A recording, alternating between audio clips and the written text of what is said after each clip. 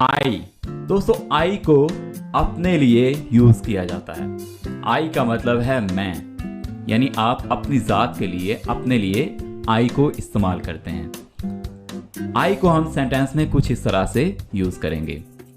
I am a student. I am a student. Student का मतलब होता है तालिब इल्म। आपने याद रखना है कि आई के साथ हमेशा एम को यूज करेंगे। जब आप अपने बारे में बता रहे हों, जैसे हमारे पास ये सेंटेंस है आई एम अ स्टूडेंट, तो हम अपने बारे में बता रहे हैं तो आई के साथ एम को यूज करेंगे। आई एम स्टूडेंट का मतलब है मैं एक तालिब इल्म हूं। नेक्स्ट मूव करते हैं। वी, इसको वी भी बोला जाता है और वुई भी बोला जाता है। वी का मतलब है हम मतलब एक से ज्यादा लोग, दो भी हो सकते हैं, चार भी हो सकते हैं, छह भी हो सकते हैं, तो एक से ज्यादा लोग। We are studying. We are studying, हम पढ़ रहे हैं। स्टडिंग का मतलब होता है पढ़ रहे हैं, यानी काम कंटिन्यू है। Next word is you. You का मतलब है तुम, यानी आपके सामने जो बंदा मौजूद है उसके लिए आप इस्तेमाल करेंगे यू। यू तुम, या इसका मतलब आप भी है, आप या तुम। यू का सेंटेंस है you can go. You can go, आप जा सकते हैं। Alright, next word is they. दोस्तों दे का मतलब है वो। ये भी ज्यादा लोगों के लिए इस्तेमाल किया जाता है। जिस तरह से हमने वी को पढ़ा, वी भी ज्यादा लोगों के लिए इस्तेमाल किया जाता है, लेकिन उसमें आप भी शामिल थे, ठीक है, लेकिन इसमें आप शामिल नहीं होंगे। वी का मतलब है हम, यानी आप के समेत आपको इंक्लूड करके ज्यादा लोग, लेकिन इसमें आप इंक्लूड नहीं होंगे, इसमें आप शामिल नहीं होंगे। आपके अलावा आप जिन लोगों की बात कर रहे हैं वो इसमें शामिल हैं। दे का मतलब है वो, यानी ज्यादा लोग। एग्जाम्पल है हमारे पास, they did it. They did it, उन्होंने ये कर दिया, उन्होंने ये किया। Next is he. दोस्तों ही को इस्तेमाल किया जाता है मेल, यानी लड़के के लिए। ही का मतलब है वो। एग्जाम्पल है ही इज अली, वो अली है। Next is she. शी को इस्तेमाल किया जाता है लड़की के लिए। शी का मतलब है वो। शी इज आयशा, वो आयशा है। इट को दोस्तों इस्तेमाल किया जाता है बेजान चीज के लिए। इट का मतलब है ये, जैसे इट इज माई पेन, ये मेरा पेन है, ये मेरा कलम है। Next is his. हीज का मतलब है उसकी, उसका, और इसको हम इस्तेमाल करते हैं लड़के के लिए। यानी जब आप किसी लड़के की चीज के बारे में बताना चाह रहे हैं तो आप हिज यूज करेंगे। जैसे हिज नेम इज एहसन, उसका नाम एहसन है। नेक्स्ट इज हर। हर को दोस्तों इस्तेमाल किया जाता है लड़की के लिए, और इसका मतलब है उसकी या उसका। जैसे हमने हिज को लड़के के लिए इस्तेमाल किया है, वैसे ही हर को लड़की के लिए इस्तेमाल करेंगे। एग्जाम्पल है हर नेम इज आयत, उसका नाम आयत है। देयर। दोस्तों देयर को इस्तेमाल करेंगे ज्यादा लोगों के लिए, और देयर का मतलब है उनका, उनकी। एग्जाम्पल है देयर हाउस इज ब्यूटीफुल, उनका घर खूबसूरत है। योर का मतलब है तुम्हारा, आपका। एग्जाम्पल है व्हाट इज योर नेम, तुम्हारा नाम क्या है। देम दोस्तों ये भी ज्यादा लोगों के लिए इस्तेमाल किया जाता है। देम का मतलब है उन्हें। आई नो देम, मैं उन्हें जानता हूं। इज। दोस्तों इज का मतलब है। इज को इस्तेमाल किया जाता है किसी सिंगल नाम के लिए, जैसे अहमद, अली, आयशा, फातिमा, इस तरह के नामों के साथ आप इसको यूज करेंगे। और इसके अलावा इसको ही, शी, इट, दिस, इनके साथ भी इस्तेमाल किया जाता है। एग्जाम्पल है he is a boy, he is a boy, वो एक लड़का है। एम, दोस्तों एम को मैं ऑलरेडी बता चुका हूं, एम को इस्तेमाल किया जाता है आई के साथ, सिर्फ और सिर्फ आई के साथ एम को इस्तेमाल किया जाता है। एम का मतलब है हूं, यानी मैं हूं, आई एम, मैं हूं, ठीक है। तो एम की एग्जाम्पल है I am a teacher, I am a teacher, मैं एक टीचर हूं। आप जो कुछ मर्जी हो, जो भी आपका प्रोफेशन हो, आप डॉक्टर हो, आप इंजीनियर हो, आप एक स्टूडेंट हो, आप वैसे ही इस सेंटेंस में यूज कर सकते हैं। आर, दोस्तों आर को इस्तेमाल किया जाता है ज्यादा लोगों के लिए, एक से ज्यादा लोगों के लिए, दो या इससे ज्यादा लोगों के लिए आर को इस्तेमाल किया जाता है। आर का मतलब है हैं से हमें यह मालूम हो रहा है कि ये ज्यादा लोगों के लिए इस्तेमाल किया जाता है। आर की एग्जाम्पल है हमारे पास they are brothers, they are brothers, वो भाई हैं। यहां पे ब्रदर्स मैं कह रहा हूं तो मैं दो या इससे ज्यादा लोगों की बात कर रहा हूं। Next is was. वाज को दोस्तों इस्तेमाल करते हैं माजी यानी गुजरे हुए जमाने के लिए। वाज का मतलब है था। I was a student, I was a student, मैं स्टूडेंट था। वर, जिस तरह से वाज को पास्ट के लिए, माजी के लिए इस्तेमाल करते हैं, उसी तरह से वर को भी माजी के लिए इस्तेमाल करते हैं, लेकिन थोड़ा सा डिफरेंस है कि वर को हम इस्तेमाल करते हैं एक से ज्यादा लोगों के लिए। वाज को एक बंदे के लिए, एक चीज के लिए इस्तेमाल करते हैं। वर को एक से ज्यादा चीजों के लिए इस्तेमाल करते हैं, एक से ज्यादा लोगों के लिए इस्तेमाल करते हैं। वर का मतलब है थे। दे वर स्टूडेंट, दे वर स्टूडेंट, वो स्टूडेंट थे। ऑलराइट दोस्तों, next word is has. Has को बेसिकली इस्तेमाल किया जाता है मलकियत के लिए, यानी अपनी चीज़ों के बारे में बताने के लिए कि मेरे पास ये चीज़ मौजूद है, ये चीज़ मेरी मलकियत में मौजूद है। आप अपनी चीज़ के बारे में बताना चाह रहे हैं या कोई और शख्स अपनी चीज़ के बारे में बताना चाह रहा है, तो आप 3 वर्ड्स यूज़ करेंगे जिसमें एक हैज़ शामिल है।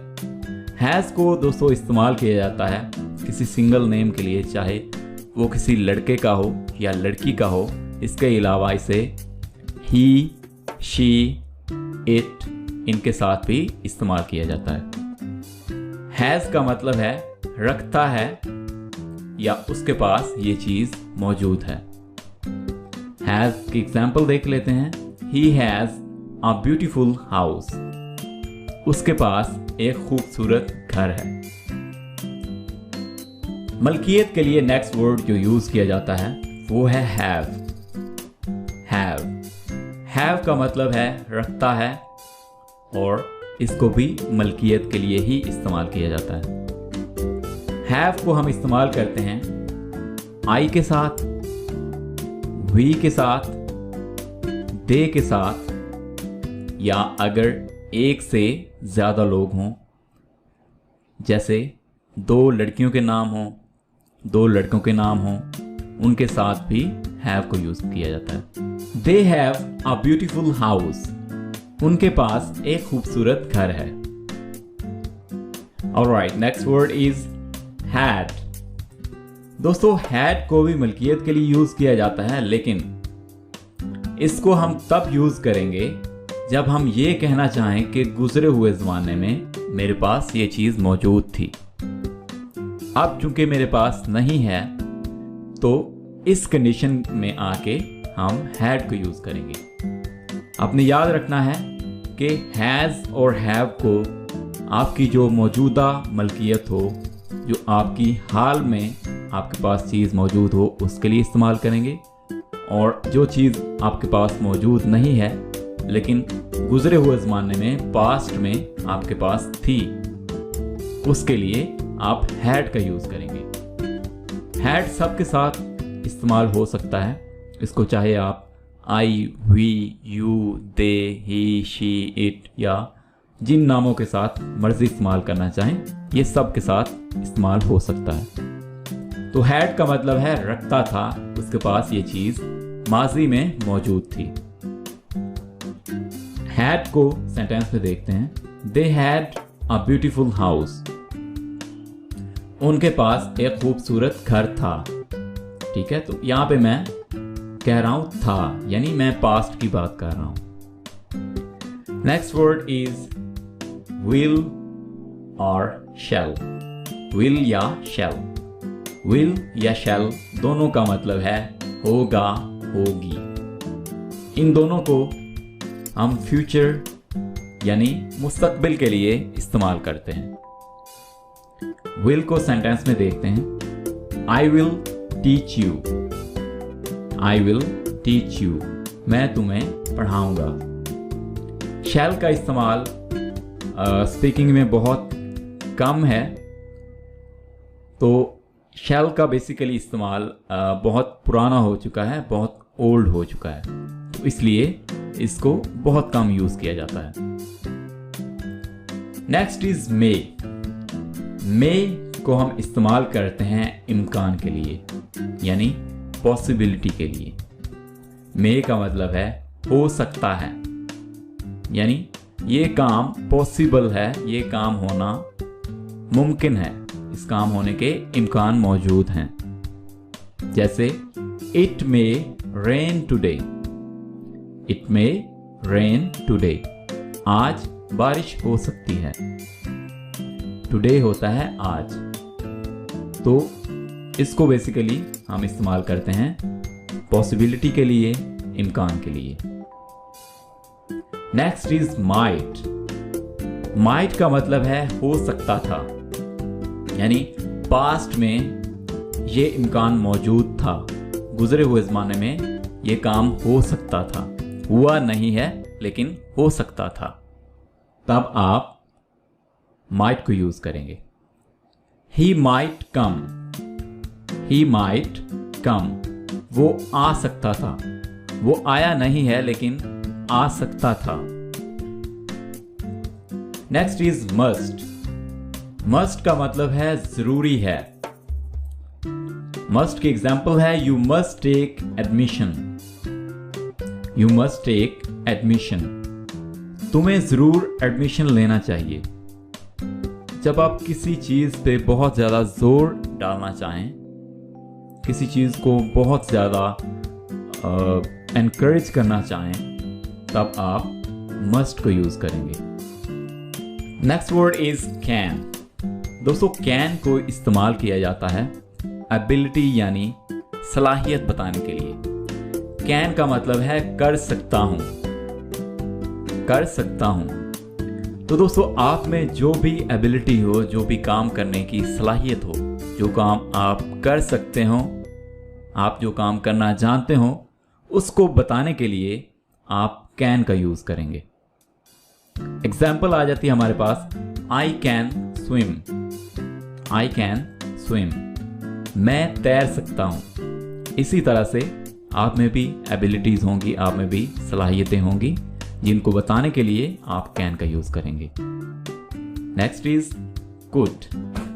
कुड का मतलब है कर सकता था। आप जब बताना चाहें माजी में, गुजरे हुए जमाने में, मैं ये काम कर सकता था, तो आप कुड का यूज करेंगे। जैसे I could drive a car. I could drive a car, मैं गाड़ी चला सकता था। मैं ये बात कर रहा हूं माजी की। मैं माजी में, गुजरे हुए जमाने में गाड़ी चला सकता था, अब नहीं चला सकता। तो इस तरह की कंडीशन के लिए आप इस्तेमाल करेंगे कुड को। Next word is should. Should का मतलब है करना चाहिए। जब आप किसी को कोई चीज़, कोई बात सजेस्ट कर रहे हो, कोई काम सजेस्ट कर रहे हो, आप उसे मशवरा दे रहे हो कि आपको ये करना चाहिए, तब आप शुड का यूज़ करेंगे। You should buy this house, you should buy this house. Buy का मतलब होता है खरीदना, खरीद लेना। तुम्हें ये घर खरीदना चाहिए। ठीक है, यहाँ पे एक सजेशन दी जा रही है, एक सजेशन यानी एक मशवरा दिया जा रहा है कि आपको ये काम करना चाहिए। Next word is this. This को इस्तेमाल किया जाता है किसी जानदार और बेजान चीज के लिए, दोनों के लिए दिस को यूज किया जाता है। दिस का मतलब है ये। दिस इज माई पेन, ये मेरा पेन है, ये मेरा कलम है। दैट, दोस्तों दैट को इस्तेमाल किया जाता है दूर के लिए। दूर की चीज के बारे में जब आप बताना चाहें आप दैट को यूज करेंगे। दैट का मतलब है वो, यानी वो एक चीज। ठीक है, एक चीज के लिए दैट का यूज करेंगे और ये चीज दूर की होनी चाहिए। That is my bag, that is my bag, वो मेरा बैग है। दीज, दोस्तों दीज ज्यादा चीजों के लिए इस्तेमाल किया जाता है। दीज का मतलब है ये, यानी एक से ज्यादा चीजें। दीज आर माई बुक्स, ये मेरी किताबें हैं। और दीज बेसिकली इस्तेमाल किया जाता है उन चीज़ों के लिए जो ज़्यादा दूर ना हो, यानी आपके करीब जो चीज़ें मौजूद हैं और ये चीज़ें एक से ज़्यादा होनी चाहिए। ठीक है, तो तब आप दीज का यूज़ करेंगे। Next is those. दोज का मतलब है वो यानी ज़्यादा चीज़ें और ये चीज़ें दूर की होनी चाहिए। Those are my books, वो मेरी किताबें हैं। Next is B. बी का मतलब है होना, बनना या मौजूद होना। बी की मजीद फॉर्म्स आ जाती हैं is, am, are, was, were. Be की एग्जाम्पल है दोस्तों, I want to be a teacher, मैं टीचर बनना चाहता हूं, मैं उस्ताद बनना चाहता हूं। Next word is do. Do का मतलब है कोई काम करना, कोई अमल करना, अंजाम देना। डू की एग्जाम्पल देख लेते हैं। Why did you do all this? Why did you do all this? तुमने ये सब क्यों किया? Say का मतलब है कहना, बताना। Say की एग्जाम्पल देख लेते हैं। What did the doctor say? Doctor ने क्या कहा? Get का मतलब होता है हासिल करना, कोई चीज पाना। He got a new job. He got a new job. Got basically यहां पे इस्तेमाल किया जा रहा है क्योंकि ये get की दूसरी फॉर्म है। उसे नई जॉब मिली है। मेक का मतलब होता है पैदा करना, तख्लीक करना, कोई चीज बनाना। We all make mistakes. हम सब गलतियां करते हैं। नेक्स्ट इज गो का मतलब होता है जाना, रवाना होना। गो की एग्जाम्पल है Where should we go? हमें कहाँ जाना चाहिए? नो, ये अल्फाज है नो। नो का मतलब होता है मालूम होना, कोई बात जानना। I know his name. मैं उसका नाम जानता हूं। टेक, दोस्तों टेक का मतलब है ले जाना, लाना या ला देना। टेक की एग्जाम्पल है do not take it serious, इसे संजीदगी से मत लो। नेक्स्ट इज सी का मतलब है देखना, समझना। I am glad to see you. मैं तुम्हें देखकर खुश हूं। कम का मतलब है आना, किसी जगह पर पहुंचना। Why did you come late? तुम देर से क्यों आए? Think का मतलब है सोचना, किसी बात पर गौर करना। I don't think so. मुझे ऐसा नहीं लगता, मैं ऐसा नहीं सोचता। Look का मतलब होता है देखना या तासुर।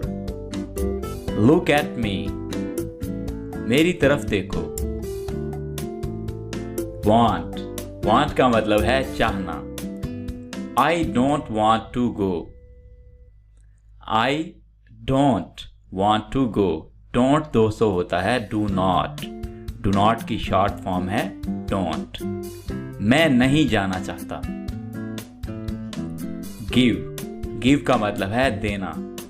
Give me some information, मुझे कुछ मालूमात दें। Use का मतलब है इस्तेमाल करना। Can I use your pen? क्या मैं आपका पेन इस्तेमाल कर सकता हूं? Find का मतलब है पता लगाना, सुराग लगाना। Go and find Ali, जाओ और अली को तलाश करो। Tell का मतलब है बयान करना, कोई बात कहना। Tell me what to do, मुझे बताओ कि क्या करना है। Next is ask होता है कोई बात पूछना। I wanted to ask you a question, मैं आपसे एक सवाल पूछना चाहता था। Next is seem का मतलब होता है महसूस होना, मालूम होना।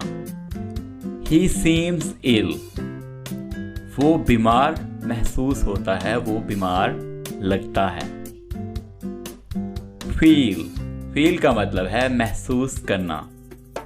I feel much better now, मुझे अब काफी बेहतर लग रहा है, मैं अब काफी बेहतर महसूस कर रहा हूं।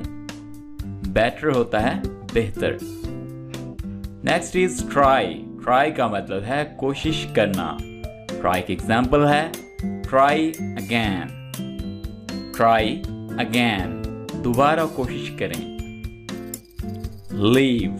लीव का मतलब है छोड़ना, यानी कोई जगह छोड़ना, किसी जगह से चले जाना, या लीव का मतलब छुट्टी करना भी होता है। लीव मी अलोन, मुझे अकेला छोड़ दें। एज का मतलब है जैसे, जैसा के। डू एज आई से, जैसा मैं कहता हूं करो। नेक्स्ट वर्ड इज ऑन का मतलब है दोस्तों पर, यानी किसी चीज पर। ऑन का एक और मतलब भी है कोई चीज चला देना, कोई चीज ऑन कर देना, जैसे पंखा चला देना, लाइट चला देना, इसके लिए भी हम ऑन यूज करते हैं। ऑन के एग्जाम्पल है हमारे पास ऑन द टेबल, मेज पर। ऑफ का मतलब है का, की, के। एग्जाम्पल है कवर ऑफ बुक, किताब का कवर।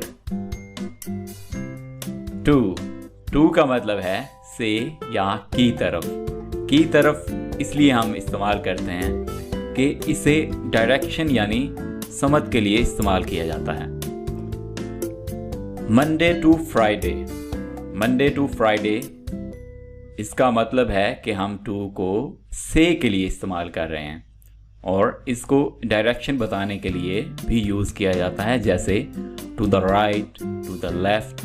इस तरह से टू के बहुत से इस्तेमाल हैं। इन का मतलब है में।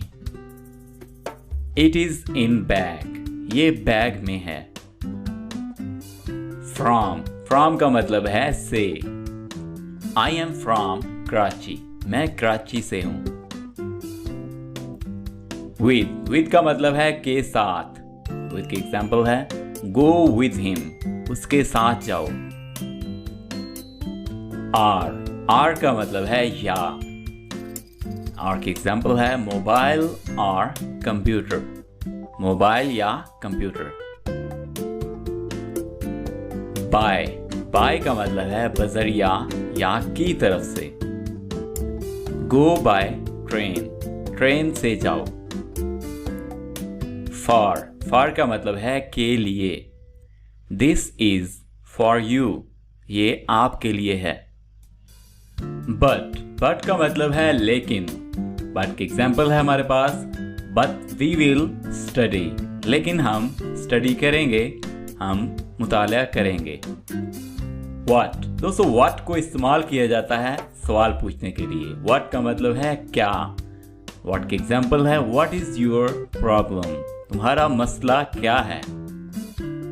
वाई, वाई को भी दोस्तों क्वेश्चन पूछने के लिए इस्तेमाल किया जाता है और इसमें रीजन पूछी जाती है, कोई काम की वजह पूछी जाती है। वाई का मतलब है क्यों, तो इसमें बेसिकली हम रीजन पूछ रहे हैं। वाई की एग्जाम्पल है वाई डिड यू गो, आप क्यों गए थे। वेयर, वेयर को हम इस्तेमाल करते हैं कोई जगह का नाम पूछने के लिए, जगह के बारे में पूछने के लिए। वेयर का मतलब है कहाँ। वेयर डू यू लिव, आप कहाँ रहते हैं। विच, विच का मतलब है कौन सा, कौन सी। विच इज योर बैग, आपका बैग कौन सा है। व्हेन, व्हेन का मतलब है कब, जब, और व्हेन को इस्तेमाल किया जाता है वक्त पूछने के लिए, टाइम पूछने के लिए। व्हेन विल यू कम, तुम कब आओगे। हाउ, हाउ का मतलब है कैसे। हाउ आर यू, आप कैसे हैं। हुज, हुज का मतलब है किसका, किसकी। हुज मोबाइल इज दिस, ये किसका मोबाइल है। हु को दोस्तों इस्तेमाल करते हैं मलकियत पूछने के लिए, यानी ये किस से बिलोंग करती है, ये किसकी चीज है। नेक्स्ट इज होम, होम का मतलब है किसको, किससे। Whom do you want to meet, आप किससे मिलना चाहते हैं। टिल, टिल का मतलब है तब तक। टिल मंडे, मंडे तक, पीर तक। ओनली, ओनली का मतलब है सिर्फ। ओनली ही कैन डू, सिर्फ वो कर सकता है। ऑलवेज, ऑलवेज का मतलब है हमेशा। ही ऑलवेज स्टडीज, वो हमेशा पढ़ता है। नेवर, नेवर का मतलब है कभी नहीं। नेवर लाई, कभी झूठ ना बोलो। बिफोर, बिफोर का मतलब है पहले। हैव वी मेट बिफोर, क्या हम पहले मिल चुके हैं। चेंज, चेंज का मतलब है तब्दील करना। I have changed my mind, मैंने अपना जहन तब्दील कर लिया है। वन सेल्फ, वन सेल्फ का मतलब है खुद का, अपना आप। It is not good to think only of oneself, सिर्फ अपने बारे में सोचना अच्छा नहीं है। Myself, दोस्तों myself को हम अपने लिए इस्तेमाल करते हैं और इसका मतलब होता है मैं बकलम खुद। ठीक है, myself की एग्जाम्पल है I'll go myself। I'll basically होता है I will, इसको शॉर्ट करके I'll बना दिया गया है ताकि हम इसको फ्लुएंटली, इसको तेजी से पढ़ सकें। I'll go myself, मैं खुद जाऊंगा। Yourself, yourself का मतलब है तुम खुद। Help yourself, अपनी मदद आप। Himself, himself का मतलब है वो खुद, यानी ये इस्तेमाल किया जाता है किसी लड़के के लिए। He killed himself, उसने खुद को मार दिया। Herself, herself का मतलब है वो खुद, यानी वो लड़की, लड़की की बात की जा रही है और herself इस्तेमाल किया जाता है लड़की के लिए। She herself helped him, उसने यानी लड़की ने खुद उसकी मदद की। Themselves, themselves का मतलब है उन्होंने खुद, यानी ज्यादा लोगों के लिए इसको इस्तेमाल किया जाता है। They burned themselves, उन्होंने खुद को जला दिया। ourselves का मतलब होता है हम खुद। we did it ourselves, हमने ये खुद किया। after का मतलब होता है बाद में। after lunch I'll go, after lunch I will go, lunch के बाद मैं चला जाऊंगा। थ्रू का मतलब होता है के जरिए। he went through the bridge, वो पुल के जरिए गया। फॉलो का मतलब होता है पैरवी करना, पीछा करना। I am following you, ठीक है, यहाँ पे छोटी सी मिस्टेक है, आपने यहाँ पे करना है I am following you, मैं तुम्हारी पैरवी कर रहा हूँ, मैं तुम्हारे पीछे आ रहा हूँ। सच का मतलब है ऐसा या इस तरह।